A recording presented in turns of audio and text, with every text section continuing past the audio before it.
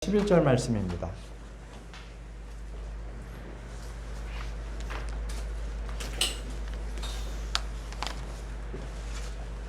데살로니가전서 5장 11절 말씀 펴신 분들은 자리에서 일어나 주시기 바랍니다. 데살로니가전서 5장 11절 말씀입니다.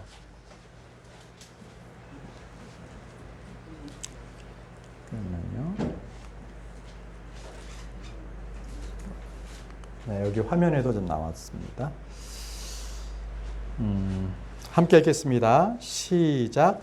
그러므로 너희가 지금 하고 있는 것 같이 너희끼리 함께 위로하고 서로를 세우라. 너희끼리 함께 위로하고 서로를 세우라. 오늘 이 말씀으로 하나님의 말씀을 전하도록 하겠습니다. 기도하겠습니다. 사랑과 은혜가 충만하신 하나님 아버지, 하나님의 크신 사랑을 감사합니다. 오늘도 하나님의 말씀을 듣고 하나님을 경배하기 위해서 오늘 이 자리에 모인 주님의 자녀들을 주님께서 복 주시기를 원합니다.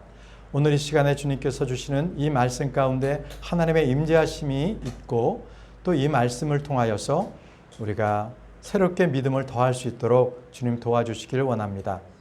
사랑이 많으신 하나님께서 이 시간에 저희들에게 하나님의 말씀을 깨달을 수 있는 지혜와 계시의 영도 허락해 주시고 또 이 말씀으로 저희가 서로 위로하고 또 서로 세울 수 있도록 주님 저희를 인도해 주옵소서. 감사드리옵고 사랑 많으신 예수님의 이름으로 기도합니다. 아멘. 자리에 앉으시기 바랍니다.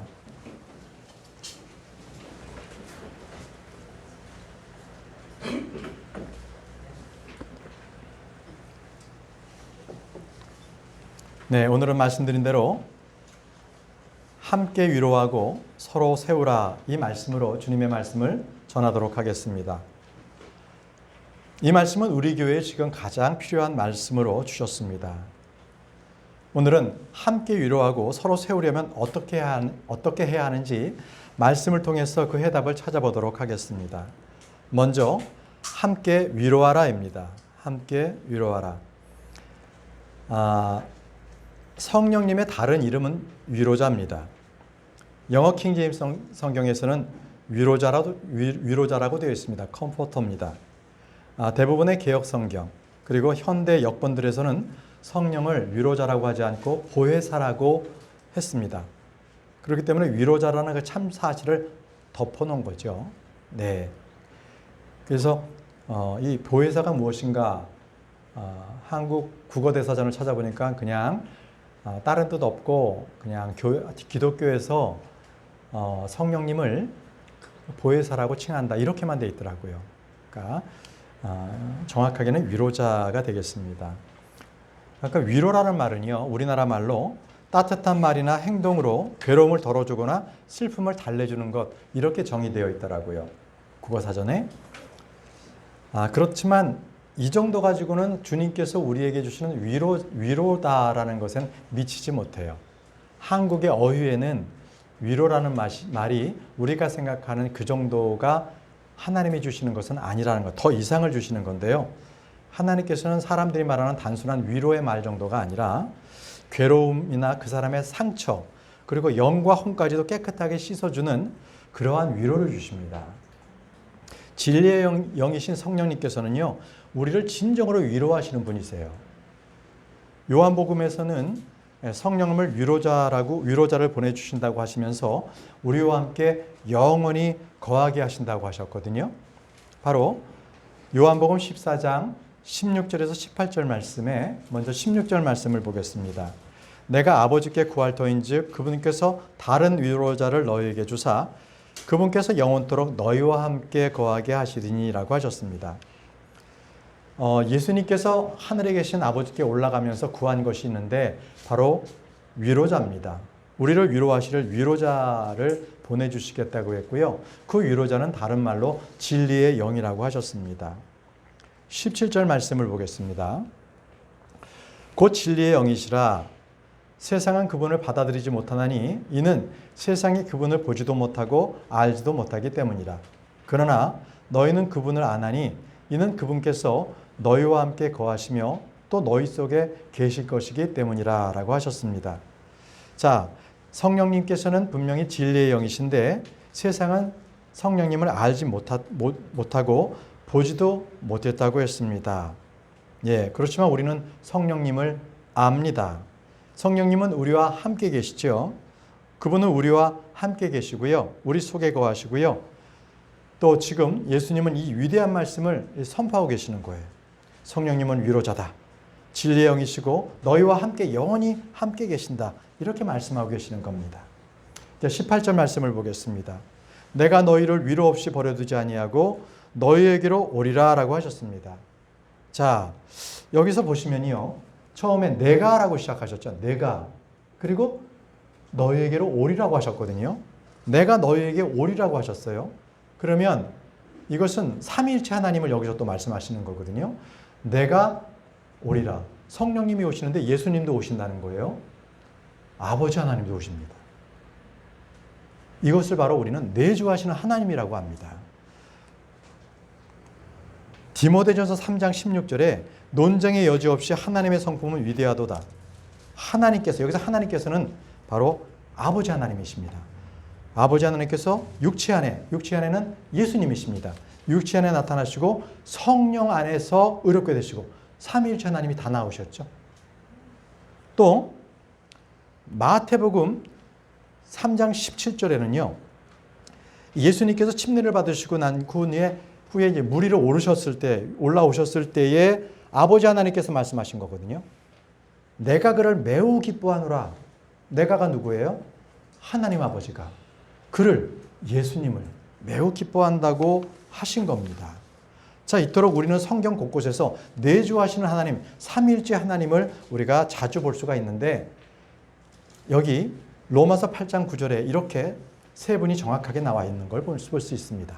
그러나 너희 안에 하나님의 영께서 거하시면, 하나님의 영, 성령님이시죠. 너희가 육신 안에 있지 않고 성령 안에 있나니. 자, 성령이죠. 자, 하나님의 영은 또 아버지의 영이시고 여기 성령이 나옵니다. 이제 어떤 사람에게 그리스도의 영이 없으면 예수님의 영이시죠. 그는 그분의 사람이 아니니라. 자, 하나님의 영, 성령, 그리스도의 영. 이 삼위일체 하나님이 다 여기 나왔습니다. 자, 이토록 성령님이 내 안에 계신다는 것은요. 성령님만 계시고 예수님과 아버지 하나님은 저 하늘에서 지켜보고 계시는 분이 아니라 세 분이 다 내 안에 계시는 거예요. 이해되시죠? 지금 그 세 분이 다 내 안에 내주하고 계시는 것입니다. 자, 지금부터는요. 그럼 그분께서, 그 주님께서 나를 어떻게 위로하시는가, 위로를 어떻게 하시는지를 한번 알아보겠습니다. 성경에는 분명히 하나님께서 어떻게 위로하시는 그 위로가 정확하게 나타나 있는 말씀이 있는데요. 바로 이사야 61장 2절에서 3절입니다. 먼저 2절 말씀을 보겠습니다. 또 주의 받아주시는 해와 우리 하나님의 원수 갚으시는 날을 포고하고 애곡하는 모든 자를 위로하게 하려 함이며 라고 했습니다. 자, 위로하시는 하나님이신데요. 그러면 여기서 애곡하는 자를 위로한다고 하셨잖아요. 그럼 어떻게 하시는 걸까요? 3절에 나와 있습니다. 잘 보십시오. 3절에 또 시온에서 애곡하는 자들에게 정하여 주되 곧 그들에게 제 대신 아름다움을 주고 애곡 대신 기쁨의 기름을 주며 근심의 영 대신 찬양의 옷을 주게 하려 함이라. 그리함으로 그들이 주께서 심으신 의의 나무라 불릴 것이요 이로써 그분께서 영광을 받으시리라. 자, 여기서 나와 있는 우리 하나님께서 애곡하는 자들에게 주시는 위로가 있습니다. 첫 번째가 제 대신 아름다움. 이 먼지, 이 제 대신에 아름다움을 주신다고 했고요. 이 죄라는 것은 자기가 정말 비통할 때 죄를 뒤집어 씁니다. 네, 그 죄 대신에 아름다움을 돌려주시겠다고 했고요. 애곡 대신에 기쁨의 기름을 주신다고 했습니다. 그리고 근심하는 영 대신에요. 찬양의 옷을 입혀준다고 했습니다. 찬양할 수 있도록 해주신다는 것이거든요. 이는 주님께서 이 세 마디를 한마디로 정의한다면 이렇습니다. 주님께서 우리에게 위로를 주시는 것은 새 힘과 강건함을 너희에게 주겠다 이 말씀입니다. 여러분 이것을 말씀으로 받으시기 바랍니다. 예, 여러분 지금 지치고 기진하십니까? 여러분 누구에게 위로를 받으시고 싶으십니까? 그러면 바로 성령이 주시는 이 위로를 받으시기 바랍니다. 여러분들에게 힘을 주실 것입니다. 하나님은 위로의 하나님이십니다. 위로의 하나님. 고린도후서 1장 3절에 하나님을 찬양하리로다. 그분은 곧 우리 주 예수 그리스도의 아버지시요 긍휼의 아버지시며 모든 위로의 하나님이시니라. 모든 위로의 하나님이라고 말씀하고 계십니다. 사람들은 위로할 때 괜찮을 거야. 조금만 지나면 될 거야. 조금만 참아봐. 이러면서 위로를 하지 않습니까? 자, 그러나 그것은 완전하게 내 마음속을 완전하게 치유해주고 그리고 나의 고통을 완전히 가져가주는 그런 위로가 아니지 않습니까? 우리가 지금 읽었던 말씀대로 하나님께서는 우리에게 강건함을 주시고 힘을 주시고요. 실질적으로 우리가 새 힘을 얻을 수 있는 능력을 그분께서는 위로와 함께 주시는 분이십니다. 그래서 주님은 우리를 사망의 해악을 걷지 않게 하십니다. 그것을 두려워하지 않게 하세요. 시편 23편 4절에 참으로 내가 사망의 그능질 골짜기를 다닐지라도 해악을 두려워하지 아니하리니 주께서 나와 함께 계시며 주의 막대기와 주의 지팡이가 나를 위로하시나이다. 우리는 해악을 두려워할 필요가 없습니다. 주님께서 나를 위로하시기 때문입니다. 또 이 사람들을 두려워하지 않습니다. 이사야 51장 12절 말씀에 나 곧 내가 너를 위로하거늘 너는 누구에게 죽을 사람을 무서워하며 풀같이 될 사람의 아들을 무서워하느냐. 사람을 무서워하지 말라고 하십니다. 왜요? 바로 주님께서 나를 위로하시는 분이시기 때문에 그렇습니다. 다음 말씀은 시편 71편 21절 말씀에 주께서 나의 위대함을 증대시키시고 사방에서 나를 위로하시리이다. 예, 주님께서는 내가 어디에 있든지 어떠한 상황이든지 사방에서 나를 위로하시는 그 위로의 하나님이신 것입니다.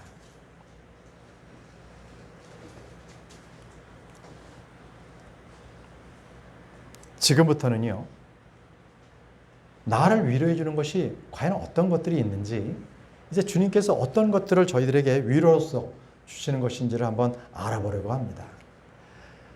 자, 우리를 위로하는 것, 첫 번째가 성경이 우리에게 주는 위로가 있다는 겁니다. 뭐가요? 성경이 우리에게 주는 위로가 있습니다. 로마서 15장 14절 말씀에 무엇이든지 전에 기록된 것은 우리의 배움을 위하여 기록되었으니 이것은 우리가 성경 기록들이 주는 인내와 위로를 통해 소망을 가지려 함이니라. 성경 기록들이 주는 위로가 있다고 말씀하고 계십니다. 성경의 말씀은 우리에게 인내와 위로를 줍니다. 하나님의 말씀은 우리에게 위로의 말씀입니다.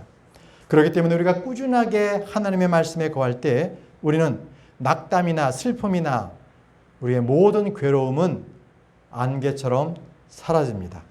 그러기에 여러분 하나님의 말씀을 항상 묵상하시고 암송하시기 바랍니다. 그랬을 때 하나님께서는 주님이 주시는 평강의 힘을 주시고요. 기쁨을 주시고요. 우리에게 말씀을 통해 쉼을 주십니다. 주님께서 그렇게 말씀을 통해 우리에게 공급해 주신다는 것입니다. 저와 여러분들은 육신의 몸을 이 땅에 입고 삽니다. 그것은 예수 그리스도께서 다시 올 때까지는 어쩔 수 없이 우리는 이 육신의 장막을 입을 수밖에 없습니다. 그러다 보면 우리는 항상 상처를 입고 살죠. 네. 그런데 이 상처는요, 우리를 치유하시는 성령님이 계시고요.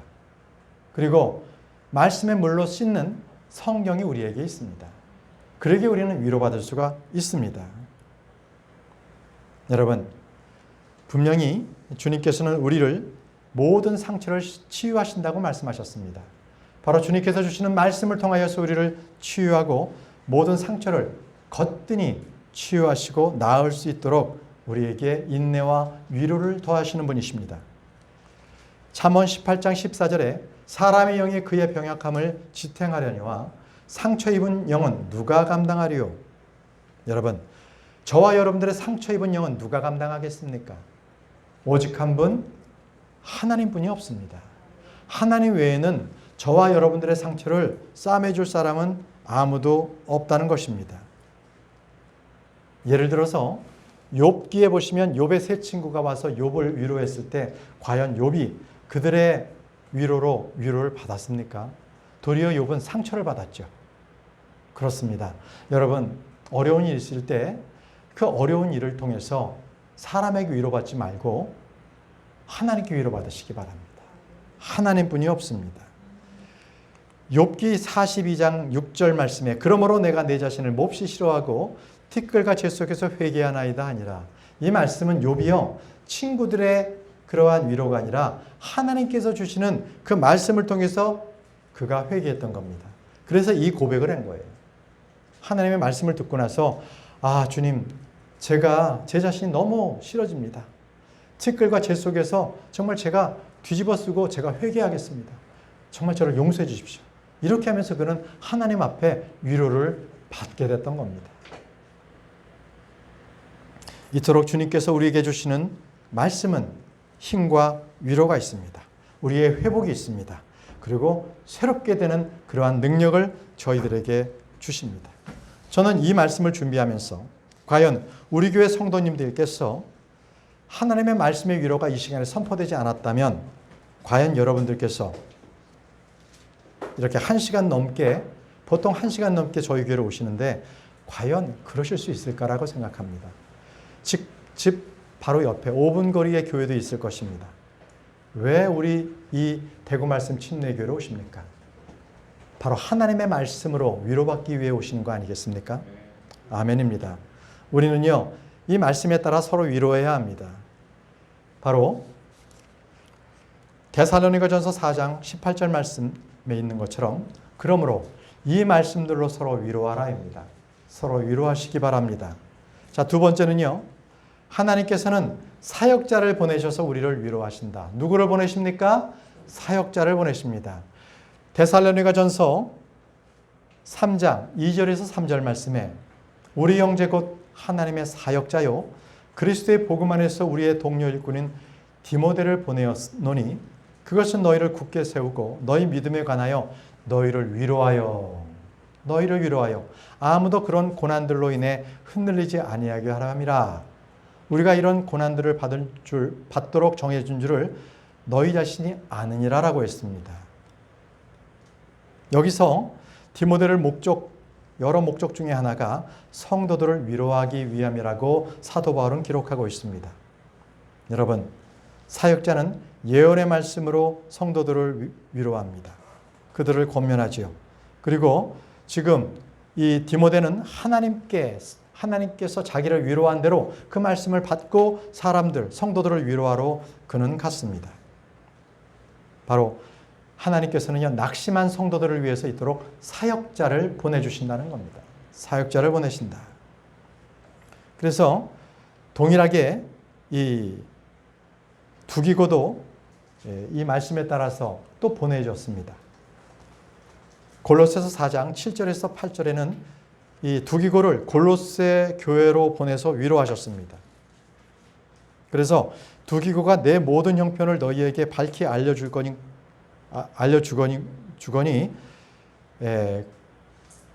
그가 너희를 위로할 것이라는 것입니다. 골로새서 4장 7절에서 8절 말씀이 그렇습니다. 두기고가 내 모든 형편을 너희에게 밝히 알려주리니 그는 사랑받은 형제여 주 안에서 신실한 사역자를 보낸 겁니다. 동료 종이요 내가 그를 같은 목적으로 너에게 보내었으니 이것은 곧 그가 너희 형편을 알고 너희 마음을 위로하게 하려 함이라. 위로하려고 사역자를 보냈다고 기록하고 있습니다. 세 번째입니다. 세 번째는 우리를 위로해 주는 것은 바로 성도들이라는 거죠. 성도가 성도를 위로하고 성도가 사역자를 위로합니다. 데살로니가전서 3장 7절 말씀에 그러므로 형제들아 우리가 우리의 모든 고난과 곤경 가운데서 너희의 믿음으로 말미암아 너희로 인해 위로를 받았노라. 자, 이 말씀은 지금 사도 바울이 참 많은 곤경 가운데서 지금 그가 이 성도들로부터 데살로니가 교회 성도들로부터 위로를 받았다는 거예요. 그들의 믿음을 통해서 내가 너희로 인해서 위로를 받았다고 그가 기뻐하고 있는 것입니다. 이토록 같은 믿음의 성도, 같은 길을 걷는 성도를 통해서 서로 위로를 받을 수 있는 힘을 얻는 것입니다. 저도 저희 교회에 어려움이 있을 때마다 같이 기도해 주시는 형제자매님들이 계시기 때문에 저는 위로받고 다시 힘을 낼 수가 있습니다. 하나님께서는 우리가 어려울 때 같은 믿음의 형제들을 보내주십니다. 바울에게는 디도가 그랬습니다. 고린도후서 7장 6절에 그럼에도 불구하고 낙심한 자들을 위로하시는 하나님께서 디도를 오게 하사 우리를 위로하시되, 디도를 우리에게 오게 해서 같은 믿음의 그 동력자, 형제들을 보냈던 것입니다. 이게 바로 하나님께서 일반적으로 이 성도들을 위로하는 그러한 방법입니다. 이 말씀을 통해서 여러분들께서 이 대구 말씀 침례교회 바로 이 자체로 오신 것 자체도 예배를 드리기 위해서 뿐만이 아니라 서로를 위로하기 위해서 오신 것입니다. 여러분들께서 이 자리에 오신 것은 바로 성도들에게 위로가 됩니다. 병자를 위로하기 위해서 병원에 가는 것과 똑같이 여러분들이 교회에 오면 다른 성도들을 위로하게 해주시는 거예요. 여러분, 오늘 형제자매들을 서로 많이 위로하고 많이 격려하고 돌아가시기 바랍니다. 고린도후서 7장 13절에 그런즉 우리가 너의 위로를 통하여 위로를 받았고, 너의 위로를 통해서 위로를 받았다고 합니다. 참으로 디도의 기쁨으로 인해 넘치도록 더욱 기뻐하였으니 너의 영이 너희 모두로 말미암아 다시 활력을 얻었느니라. 바울은요, 성도들의 위로를 통해서 위로를 받았습니다. 같은 마음으로 우리에게 서로 위로하라고 말씀을 하고 있는 겁니다. 그래서 우리는 우리의 마음이 위로를 받으면 한 가지 결과가 나오는데, 그것은 우리가 사랑 안에서 결합이 된다는 거예요. 사랑 안에서 결합이 된다. 바로 골로새서 2장 2절에 그렇게 말씀하고 있습니다. 이것은 그들의 마음이 위로를 받고 사랑 안에서 함께 결합돼요. 위로를 받으면 하나님의 그 사랑으로 함께 결합이 된다는 것입니다. 분리가 일어나지 않고 나뉘지 않는다는 거예요. 하나님의 말씀으로 위로받으시기 바랍니다. 사도 바울은 자신이 큰 싸움, 많은 싸움을 싸우고 지치고 있는 그 영적 싸움에서 자신을 위해서 기도해 주시는 그 기도로 인해서 자기는 위로받고 그 믿음의 동료들과 하나가 되었다고 고백하고 있는 것입니다. 여러분, 지금 교회가 어려울 때마다 여러분들은 서로 위로하시고 서로 사랑 안에서 한 마음이 되어주시길 바랍니다. 다시 오늘 본문 말씀인 데살로니가전서 5장 11절 말씀으로 돌아가서 그러므로 너희가 지금 하고 있는 것 같이 서로 너희끼리 함께 위로하고 서로 세우라고 했습니다. 지금까지 위로하는 것을 우리가 배웠습니다. 이제는 세우는 것, 서로 세우는 것이 무엇인지 공부해 보도록 하겠습니다. 서로를 세우라. 서로를 세우라. 첫 번째, 예수 그리스도께서는 세우시는 분이십니다. 요한복음 2장 19절에 이 성전을 헐라 사흘 안에 내가 그것을 세우리라고 말씀하셨습니다. 세우리라.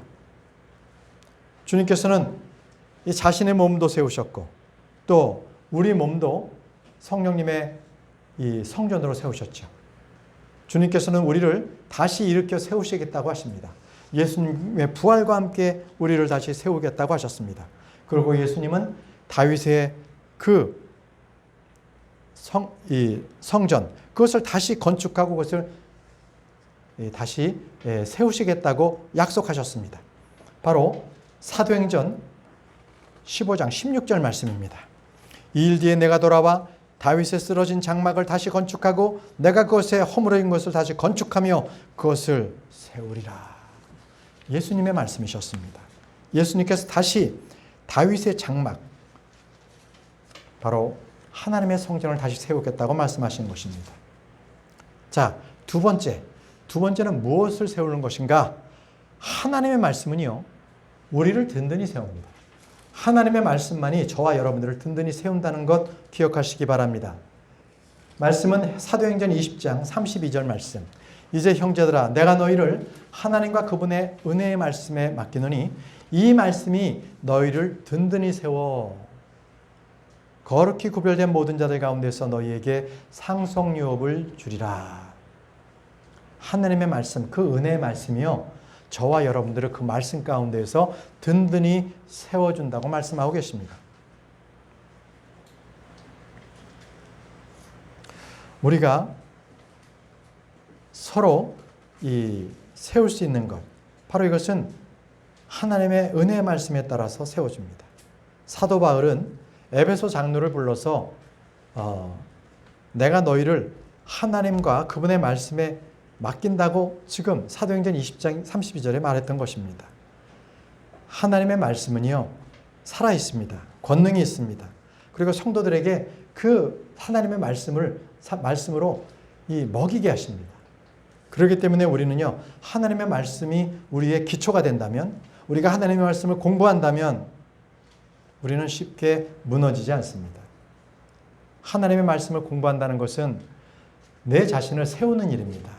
교회를 세우는 일입니다. 내 집을 세우는 일입니다.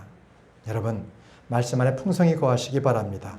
그런 자들은 결코 넘어지지 않습니다. 넘어져도 바로 일어납니다. 그 말씀은 우리에게 생명의 말씀이요, 주의 말씀이요, 부활의 말씀, 능력의 말씀이기 때문에 그렇습니다. 세 번째는요, 사랑이 우리를 세워줍니다. 사랑이 우리를 세워준다.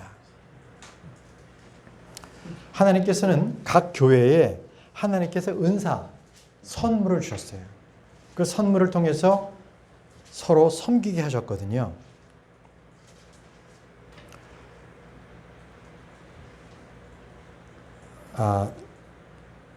고린도전서 8장 1절에 사랑으로 세워준다를 보겠습니다.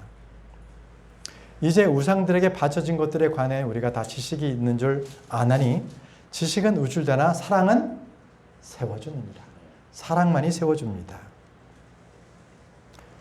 우리가 서로 사랑하는 명령을 받았을 때 우리는 형제를 사랑하고 이웃을 사랑하라고 했을 때 바로 그 사랑받은 사람들이 세워지는 겁니다.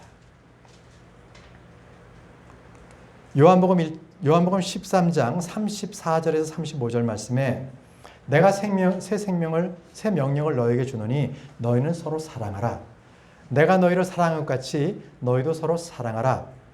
너희가 서로 사랑하면 이로써 모든 사람이 너희가 내 제자인 줄 알리라 하시니라 라고 하셨습니다. 여러분, 우리는 사랑 없이 한다면 그것은 아무것도 아니지요. 사랑 없이 한 일은 그것은 남는 일이 아닙니다. 우리는 진리를 말할 때도 사랑 안에서 해야 합니다. 우쭐대서는 안 하는 거죠. 우리가 어떤 일을 하더라도 사랑 안에서 수고해야 합니다. 그래서 주님께서는 우리에게 너희의 모든 일을 사랑으로 하라고 했습니다. 자, 네 번째는요, 우리는 하나님께 주신 은사로서 사람을 세울 수 있습니다. 하나님의 선물, 그 영적 은사로서 사람을 세웁니다. 여러분들 중에 누구 하나라도요, 하나님으로부터 받지 않은 은사, 나는 받은 게 없어, 이런 사람은 아무도 없습니다. 모든 사람에게 한 개 이상의 은사는 하나님께서 다 주어주셨어요. 왜요? 교회를 세우라고. 자, 로마서 1장 11절 말씀에 내가 너희를 간절히 보고자 함은 내가 너에게 어떤 영적 선물을 나누어 주어 너희를 굳게 세우고자 함이니 라고 했습니다. 이것이 바로 바울이 로마로 가고자 했던 이유입니다. 로마에 가서 그들의 영적 이 선물을 나누어 줘서 그들이 알게 하고 그들이 이제 각자 받은 그 은사, 그 선물을 써서 자기를 자랑하는 데 쓰지 않고 성도를 섬기는 데 그렇게 써라라고 가르치려고 로마에 갔던 것입니다. 사도 바울은 그 영적 선물을 성도들을 위해 쓰는 것을 잘 알고 있었습니다. 그가 받은 권능을 그는 잘 알고 있었지요. 그래서 고린도후서 13장 10절에 이렇게 기록하고 있습니다. 그러므로 내가 떠나 있을 때 이것들을 쓰는 것은 주께서 무너뜨리는 데 쓰지 말고 세우는 데 쓰라고 너희에게 주신 권능에 따라 너희와 함께 있을 때 엄하게 대하지 아니하라 함이니 라고 했습니다. 여러분, 누군가가 하나님의 말씀을 먼저 알았다고 해서 킹제임스 성경을 먼저 알았다고 해서 그것을 우쭐댄다면 그는 교만한 자입니다. 하나님으로부터 책만 받지요. 그에게 그렇게 하나님의 말씀을 먼저 알 수 있었다. 그리고 남을 가르칠 수 있는 은사를 주신 것은 성도를 섬기라고 하는 것이지 그것을 가지고 성도들을 힘들게 하라는 게 아닌 거죠. 덕을 세워야 합니다.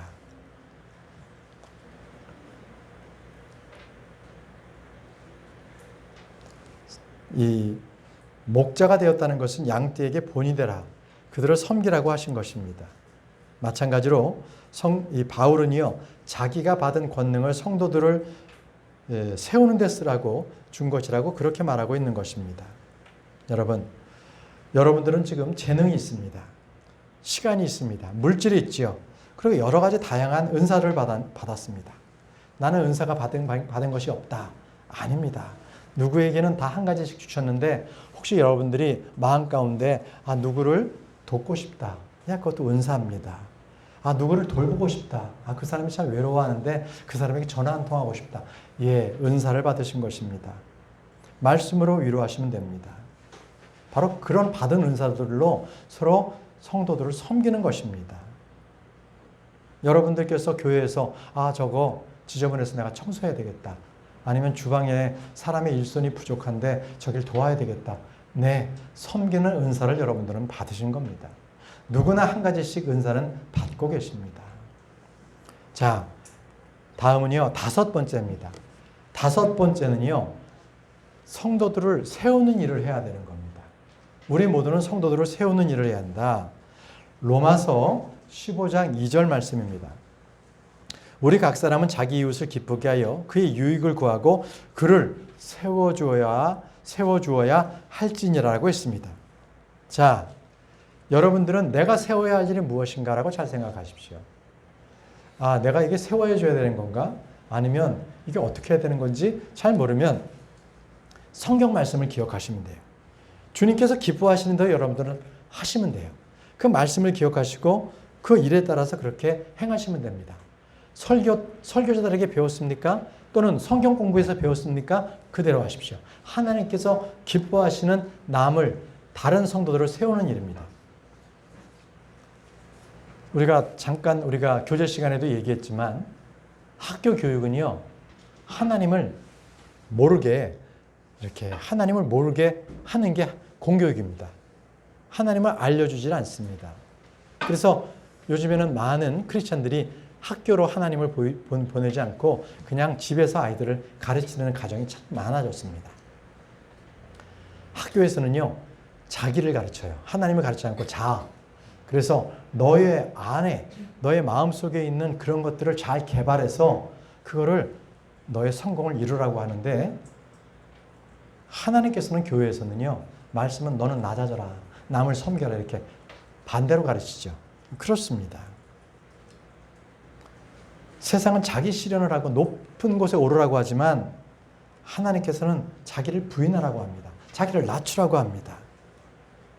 세상은 자기 유익을 추구하라고 하지만 교회에서는요, 남에게 유익을 주라고 합니다. 여러분들은 생명을 살리는 일 또는 죽이는 일, 이 둘 중에서 어떤 길을 선택하시겠습니까? 사도 바울은요, 자기가 남을 세우는 일을 위해서 모든 일을 했다고 그렇게 고백하고 있습니다. 고린도후서 12장 19절 말씀에 너희는 우리가 너희에게 우리 자신을 변명하는 줄로 생각하거니와 우리가 그리스도 안에서 하나님 앞에서 말하거니와 극진히 사랑하는 자들아, 오직 우리는 너희를 세우기 위하여 모든 것을 행하였느니라. 사도 바울은요, 결코 자기를 위해서 사역하지 않았다는 겁니다. 교회 성도들을 세우기 위해서 그는 모든 일을 해왔다는 겁니다. 그럼에도 고린도 교회는 사도 바울을 많이 비난했습니다. 그는 글은 잘 썼지만 보면 외모가 형편이 없고 말도 어눌해. 그는 예수 그리스도를 직접 만난 사도가 아니야. 아니면 사도가 아닐지도 몰라. 이러면서 그를 비난했거든요. 그럼에도 사도는 본인이 가진 모든 은사, 그 권위를 통해서 바로 그 고린도 교회, 자기를 욕한 교회를 세우기 위해서 노력했다는 것입니다. 애썼습니다. 여러분, 사도 바울이 그랬다면 우리 역시도 그래야 합니다. 우리가 서로 모일 때 행사를 갖거나 중보 기도회를 갖거나 성경 공부를 할 때 또는 가정에서 모일 때에 우리는 서로 남을 세워주시기 바랍니다. 고린도전서 14장 26절 말씀에 형제들아 그런 적 어찌하리요. 너희가 다 같이 모일 때 너희 각 사람에게 찬송시도 있고 교류도 있으며 타언어도 있고 계시도 있으며 통역도 있나니 모든 것을 뭐라고요? 남을 세우기 위하여 할지니라. 남을 세우기 위하여 할지니라고 말씀하셨습니다. 그러면 단도직입적으로 묻겠습니다. 저와 여러분들이 왜 이 자리에 있습니까? 왜 이 자리에 앉아 있는 것입니까? 그것은 바로 성도들을 세우라고 앉아 있는 겁니다. 그러기 위해 하나님께서 여러분들을 여기 이 자리에 앉히셨고 이 말씀을 전하게 하신 것입니다. 여섯 번째입니다. 우리는 교회를 세우는 일을 해야 합니다. 교회를 세우는 일을 해야 한다. 말씀은 고린도전서 14장 12절 말씀입니다. 이와 같이 너희도 영적 선물들에 열심히 있은즉 교회를 세우는 일에 너희가 뛰어날 것을 구하라. 영적 선물이 열심히 있다면 교회를 세우는 일에 열심히 일해야 합니다. 너희가 뛰어날 것을 구하라고 하셨습니다. 교회는요, 누가 지시를 하거나 규칙에 의해서 움직이는 그러한 유기체적 조직이 아닙니다. 자발적인 참여와 헌신으로 이루어지는 일입니다. 결코 강제성이 없습니다. 혹시라도요, 목사가 교주처럼 교회를 장악하고 성도들 위해 군림하지 않습니까? 또 각 교회에 소속되어서 교회 지체를 섬기게 교회를 세우게 해야 하는데 인터넷으로 자기 설교를 들어라. 지역교회 나가지 말라. 그렇게 한다면 그는 종교의 장착꾼입니다. 인터넷으로 자기 사업을 하는 거예요. 자원에서 지체를 섬기거나 교회를 섬길 수 없는 그런 지역교회를 나가지 못하게 한다면 그것은요 잘못된 거지요. 여러분, 모세도요 성막을 세울 때는요 자원함을 얻었습니다. 그래서 그때 있는 이스라엘 백성들이 바친 그러한 헌물과 자원하는 일꾼들로서 하나님의 성전을 세웠습니다. 하나님의 성막을 세웠습니다. 솔로몬도요, 그가 이 이스라엘 백성들이 자기의 자원에서 가져온 그 물질로서 했어요. 결코 세금을 걷어서 하나님의 성전을 짓지 않았습니다. 여러분, 영적인 사람들은요, 교회를 세우는 일에 그 영적 선물을 써서 뛰어나게 일합니다. 에베소서 4장 12절에 이것은 성도들을 완전하게 하고 섬기는 일을 하게 하며 그리스도의 몸을 세우게 하려 함이라고 말씀하셨습니다. 여기서 세 가지가 나오죠. 성도들을 완전하게 한다, 섬기는 일을 하게 한다, 그리고 그리스도의 몸을 세우게 한다. 네, 바로 이것이 영적 은사를 사용하는 목적입니다. 이 세 가지가. 성도를 완전하게 하십시오. 그리고 섬기는 일을 하십시오. 그리고 그리스도의 몸, 바로 교회를 세우시기 바랍니다. 사도 바울은 고린도 교회에 교회를 세우는 일에 뛰어나기를 구하고 그리고 이 모든 것을 남을 세우기 위해서 하라고 했습니다. 그 권위를 함부로 쓰지 말라고 했습니다.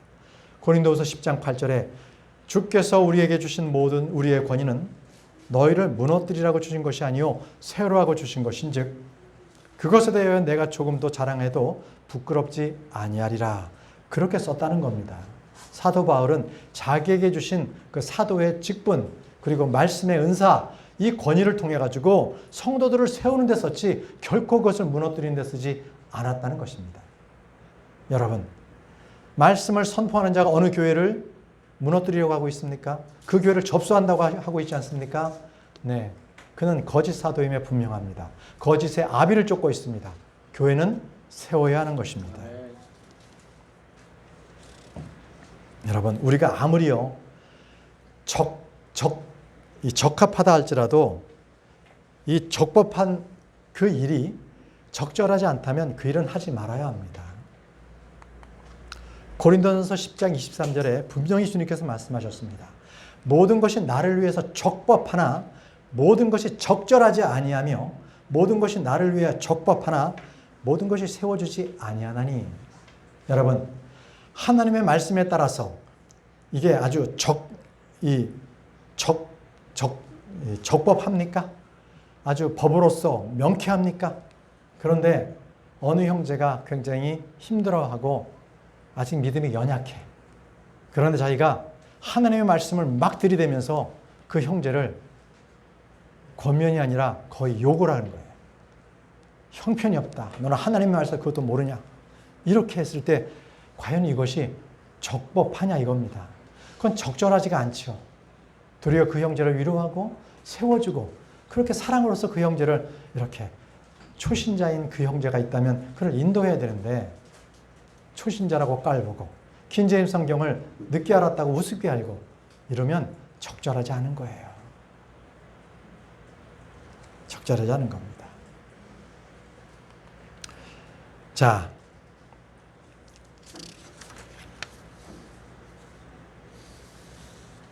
다음 말씀은 데살로니가 후서 2절에서 16절 말씀인데요. 잠깐만요.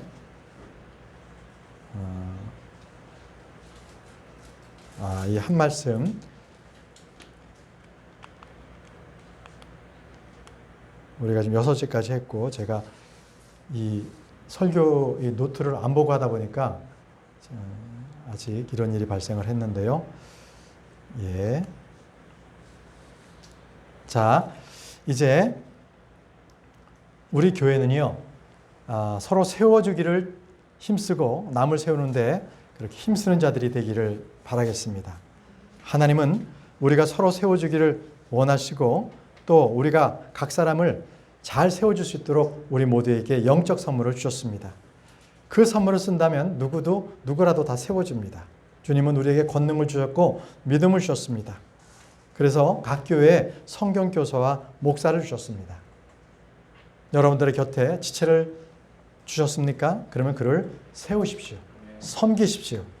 여러분들은 모두 교회를 세우고 형제를 세우고 그리고 여러분들 자신을 세우는 그러한 정말 주님께서 원하시는 그러한 건축자가 되기 바랍니다. 우리 하나님은 우리의 마음을 위로하시고 굳게 세우시는 분이십니다. 우리 모두 다 같이 데살로니가 후서 2장 16절에서 17절 말씀을 함께 읽고 마치도록 하겠습니다.